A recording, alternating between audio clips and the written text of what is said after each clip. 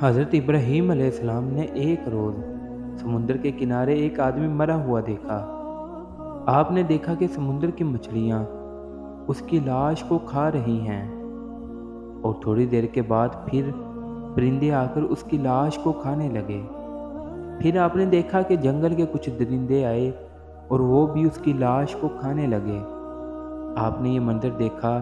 تو آپ کو شوق پیدا ہوا کہ آپ ملاحظہ فرمائیں کہ مردے کس طرح زندہ کیے جائیں گے۔ چنانچہ آپ نے خدا سے عرض کی، الہی مجھے یقین ہے کہ تو مردوں کو زندہ فرمائے گا اور ان کے جزا دریائی جانوروں، پرندوں اور درندوں کے پیٹون سے جمع فرمائے گا، لیکن میں یہ عجیب منظر دیکھنے کی آرزو رکھتا ہوں۔ خدا نے فرمایا، اچھا ہے خلیل، تم 4 پرندے لے کر انہیں اپنے ساتھ ہلا لو تاکہ اچھی طرح ان کی شناخت ہو جائے، پھر انہیں ذبح کر کے ان کے اجزاء باہم ملا جلا کر اور ان کا ایک ایک حصہ ایک ایک پہاڑ پر رکھ دو، اور پھر ان کو بلاؤ اور دیکھو وہ کس طرح زندہ ہو کر تمہارے پاس دوڑتے ہوئے آتے ہیں۔ چنانچہ حضرت ابراہیم علیہ السلام نے مور، کبوتر، مرغ اور کوا، یہ 4 پرندے لیے اور انہیں ذبح کیا اور ان کے پر اکھاڑے اور ان سب کا کیما کر کے اور آپس میں ملا جلا کر اس مجموعے کے کئی حصے کیے اور ایک ایک حصہ ایک ایک پہاڑ پر رکھ دیا اور سر سب کے اپنے پاس محفوظ رکھے،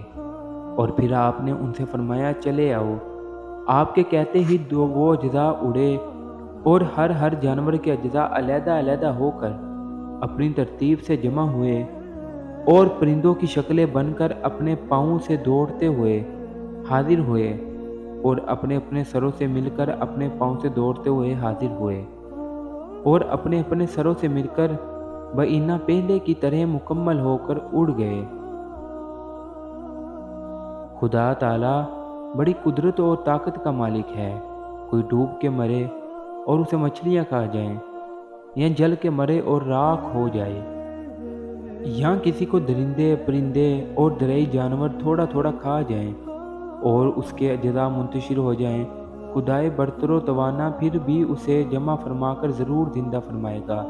نیز معلوم ہوا کہ مردے سنتے ہیں، ورنہ خدا اپنے خلیل سے یہ نہ فرماتا کہ ان مردہ اور کیما شدہ پرندوں کو بلا۔ حضرت ابراہیم علیہ السلام نے حکم الہی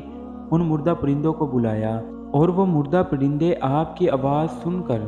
دوڑ پڑے۔ یہ پرندوں کی سماعت ہے۔